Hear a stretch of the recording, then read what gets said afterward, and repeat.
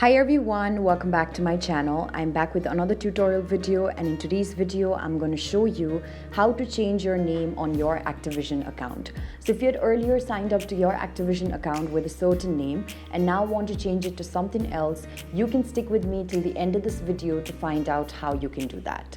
For this, first of all, head over to your web browser and then go to activision.com. As you go to activision.com, make sure that you're already logged into your account. Then on the upper right hand side, you can see three horizontal lines. Tap on the three horizontal lines and then go to profile. As you go to profile, a completely new tab will open where you will be able to see different information regarding your own profile. So tap on basic info and then scroll downwards, and under personal information, you'll be able to see an option that says full name. Tap on the edit button. And now what you can do is you can change your name. So here I'm just gonna change my name into something else. Enter your first name, also your last name, and then tap on the save button. Don't forget to tap on the save button, otherwise the changes will not get saved.